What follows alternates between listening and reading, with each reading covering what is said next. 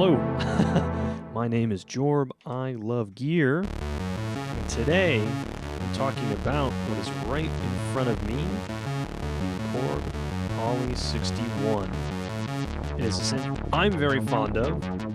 It is a 2-oscillator, 6-voice analog poly. First came out in 1982. Korg it's a follow-up to Korg's Poly 6. With worse control options and no MIDI and worse filter. But it is a very, very affordable way to get vintage voltage and have an 80s analog polysynth. So the person I sort of see finding this video useful is somebody who, one, likes to learn about synths. Me too, welcome. But really somebody who sees one of these for sale, local classifieds, Craigslist, Reverb, eBay, Facebook Marketplace, whatever, and they don't know enough to know, or they're not familiar enough with these to know if it's something they want to buy, something they want to throw some money on. And I hope that now that I'm planning on selling it, that's what this is why I'm selling it, I can give you the perspective of somebody who thought it would be worth their time and was interesting, and then change their mind. And so I'm going to do that really in 3 parts. I'm going to talk about the programming, why that's bad. I'm going to show you some sounds, because I think the sounds are good. And I'm going to talk about the price in relation to a few common issues that you find on this synth. So if that sounds like it'll be of value to you, of interest to you, then I hope you stick around. I've got no script. I'm going to do this all in one take. I'm just going to cut it down to whatever turns out that seems like it'll have value to anybody watching. So my name's Jorb. I love gear. I appreciate you watching. Let's get right into it. Okay, so I'm going to talk about the programming first, because that's pretty clearly not what we want, right? So we're on a relatively normal program. Turn down the delay and reverb on my mixer. Okay, it does sound pretty good to me, but I'm going to demonstrate programming by, I think I can hear 2 oscillators and what it takes to turn them off. So we need to click over to parameter and then go to the waveform. We'll turn that down to off.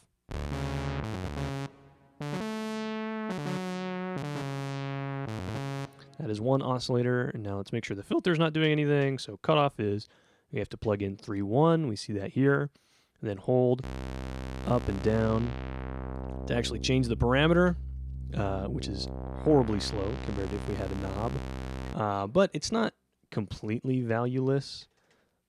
That should get us just the 1 oscillator. Good. It's not completely useless, and they are broken up somewhat cleverly. So anytime you want to change the first oscillator, you start by putting in a 1. Anytime you want to change the second oscillator, you start by putting in a 2. I am annoyed that there's just this one set of numbers, because say you mean to, I need to change the filter, so you type in 3-1. If you have programs selected, you'll just go to that program instead, and you'll lose any progress you would have made as to changing a current patch if you were trying to update it. So that's kind of annoying, but again, something you need to get used to more than it is an outright downside. But I say that, it is really an outright downside. I would so much rather have knobs. Anyway, to segue right into talking about sounds, this is just 1 oscillator. Oops. And to me, sounds pretty good.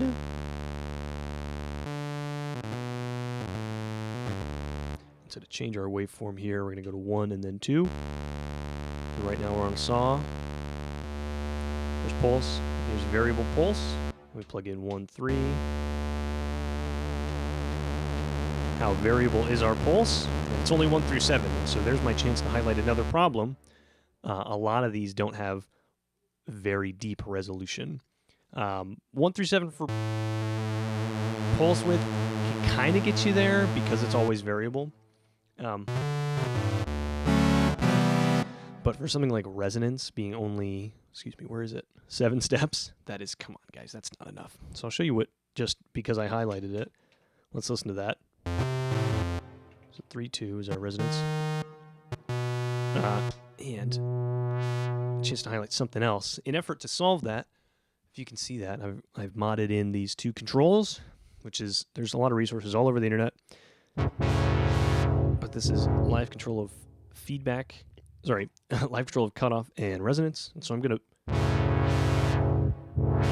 change the cutoff while I, on the panel here, change resonance so we can listen to it at its 7 steps. So that was 0. And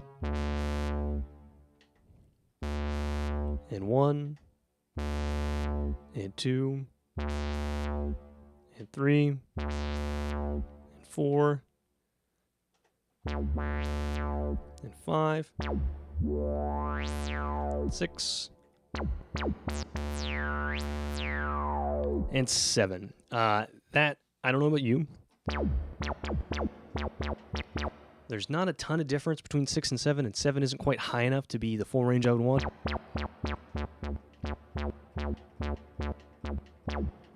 And 5 to 6 is a pretty big jump. So I promise you, if you're like me, and by that I mean a very careful programmer, I spend my time getting things exactly where I want them, this might not work for you. And that's just part of the sacrifices of owning this. Again, not an outright like, oh, I can never use this, blah, blah, blah, because there are still good sounds to be had within this relatively slim amount of actual range. And so to prove that, I'm going to click through some of the sounds here, and I'm just going to cut down to the ones that I think are, oh, this is interesting, or it'll be a good patch. And the way I'm going to do that, I've got a sustain pedal plugged into program up. So if I hold a chord and then press on the sustain pedal, and then turn off the mod, it'll just click through all these patches. So I'll be right back. You're probably going to hear some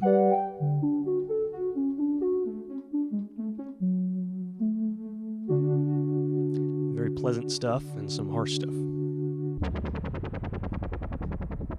And some wacky stuff like this helicopter.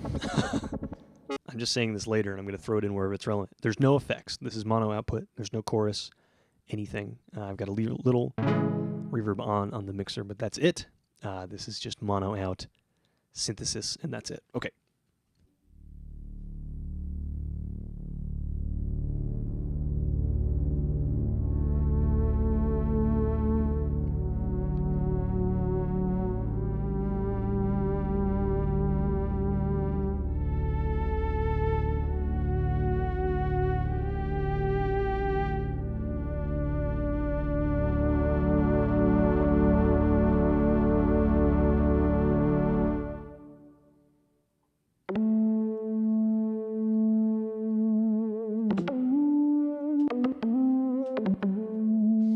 Chance to highlight, because I messed with it, this stupid joystick, which I like as being different. I like as being quirky, but aside from flicking it a little bit,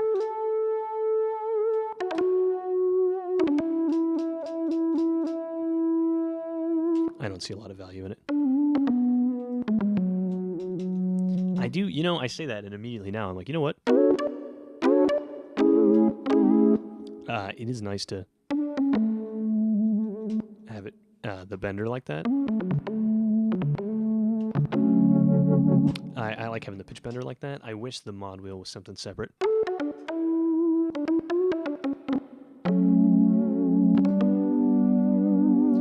Because it reminds me of the bender on the Juno and the JX3P.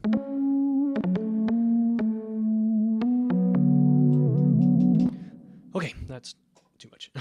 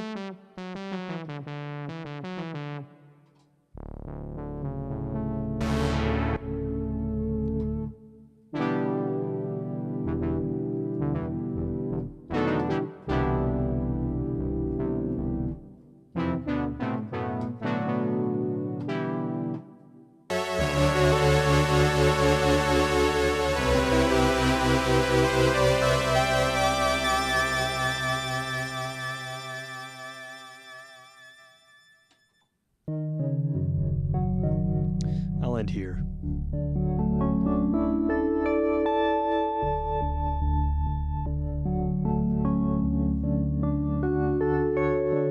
This is relatively pleasant. Okay, again, there's a bunch of sounds. I'll chop them down into what I think is interesting, and maybe I'll record some more later and give you guys some more things to listen to. But that's kind of my point. Is that this does sound really good. Two oscillators give you a lot of cool options. Just to talk about the architecture in general, other than that, it's pretty simple. It's about what you would expect from most 80s polysynths without anything extra, you know what I mean? So the extra thing you get on, say, the Poly 6 is the chorus and the ensemble and the phaser, and the extra thing you get on the Juno is the amazing chorus, and the extra thing you get on blah blah blah. This doesn't have any extra thing. It seems to be one step behind in that way. It does sound good, don't get me wrong. The oscillators sound good. The filter sounds not like mind-numbingly good, but it certainly does sound nice. Just one envelope generator, not uncommon and not a problem. In a lot of cases, there are two LFOs. One is tied to the joystick, and so it can only be applying to the filter or the oscillator at once without modifications. I'm sure you can find details for a mod online to make it do both, and one envelope otherwise. But that's pretty much it. Nothing exceptional about the programming options, but everything is solid. There is one complaint I have. You can't mix the volumes of the two oscillators. They're both all the way on all the time. I find that pretty counterproductive if you're trying to do any legitimate sound design with two oscillators. I say any legitimate, that isn't true. There's a lot of things that I feel restricted by if I can't change the settings to oscillators. And another thing, I guess, just while I'm talking about it, that would be common on a two oscillator synth would be sync or cross mod, and those do not happen here. Again, I refer to my comment about it being kind of one step behind. Okay, I'm going to let this arpeggio go while I talk about what is kind of a big deal to me, and I hope it is to you as well. Price of a synth is the most important thing in my purchasing it. It needs to fit into my price range if I'm even going to consider it, right? And so that's one of the things about this that makes it worth talking about at all. Because all I've said so far is, yeah, it sounds good, but, and it works fine, but, and those compromises are where you get killed. And actually, sorry, before I go any further, there is not MIDI on this version. There's a Poly 61M that has MIDI, and you can buy MIDI kits for this keyboard, but it doesn't give you control over the parameters. So it's note on and off only. That might not be a problem for you at all, okay? If you mostly manipulate audio, if you're mostly working in a DAW. I work with MIDI. I sequence MIDI and then tweak the keyboards after they've got their sequences to fit the track or the jam or whatever it is I'm doing. So if you're comfortable working with audio and want the vibe and the feel and the sound of an 80s analog poly, this is definitely worth considering. Okay, back to, price. I've had two of these. The first one I got for $200 and I knew it was broken when I bought it. And this one I got for $300 and I knew it was broken when I bought it. There's a very common issue. It's very well documented. They have a battery that holds your patch memory that leaks over time.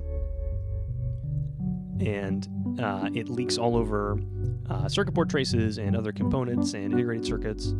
And to fix that, you need to take the battery out, clean up any residue that's left, replace the battery, any components, repair any traces, bypass any traces, excuse me, that need to be bypassed, etc. And then you can be okay. On the first one I had, I did that no problem. It was a mild case, I suppose, and I sold it pretty quick, and then I thought to myself, you know what, I miss those sounds. I should go seek out another Poly 61, and that is this one. This one is the, you know what, I miss those sounds, I'm going to do it again, I'm going to fix another one. And I had a hell of a time trying to fix this one. I really just could not get anywhere close to having the success that I did on the first one. I mean, I did improve it, but not enough to be, consistently playable. It would crash in a way that I couldn't find any details about online. My oscillators would cut out, and tuning was unstable, all sorts of things. And so I ended up doing a little more research, and I found that there's a gentleman on Reverb, a gentleman I believe, because I sent some emails to him, who sells clone versions of this entire circuit board on the left. So if you have an unsalvageable Poly 61, let's say, you can take the nuclear option and spend $200 or $300. I can't remember what it is. I'll put the reverb link below on replacing that whole board. And so now, even if you aren't that confident in your ability to fix it, you know you have a way out, so to speak. If you get a Poly 61 that you know has a battery failure, there is an option. There is a, pull the ripcord, spend $200, and you will have most likely the answer to your problems. So that makes this, again, more compelling. Not only is there a well-documented issue that is certainly fixable by somebody with a little bit of time and ability. If you can't manage to do it or the synth is too far gone, there's a way out. And there's a lot of examples of keyboards or problems they have where that isn't the case. That, to me, makes this a very, very interesting option for somebody who wants a low-cost entry into some vintage voltage. And that's mostly what compelled me. And then after having it once, I realized I'm very fond of the sounds that this can make. That's more or less it. I wanted this to be pretty short, and I'm looking up on my camera, and I believe it will be. But I'm going to summarize quickly. The synth sounds wonderful. Truly sounds wonderful. Fixing it can be a pain. It's very easy to get in over your head. At the price point, it's about as good as you could do for a 2-oscillator vintage poly synth. And I want people to know that. I want people to be aware of that. Some people say it's kind of a dark horse or not worth your time or, too many problems. But I think with one that is appropriately fixed, it can be a joy to have around. I'm very fond of this. The arpeggiator is pretty straightforward. I won't demonstrate it. Chord memory is not something that excites me very much. There are 8x8, 64 patches. And just like my mods over here, there's lots of chatter online about people adding live control to a lot of other options. So again, I'll reiterate, no MIDI is a huge pain in the ass. If you're comfortable just manipulating audio and you want the vibes of vintage gear, I think you should certainly consider this. So that's more or less it. I'm going to play some more sounds on the way out, and then I'll say thank you one more time. My name is Jorb. I love gear. This is a Korg Poly 61. Any questions, throw them in the comments. If you think you might get one and you want a comparison to another piece of gear or a clarification on something I've said or something I didn't cover, throw it in the comments. I respond to all the questions. I really appreciate all that. So thank you again. You're going to hear some more sounds on the way out. My name is Jorb. I love gear. Enjoy.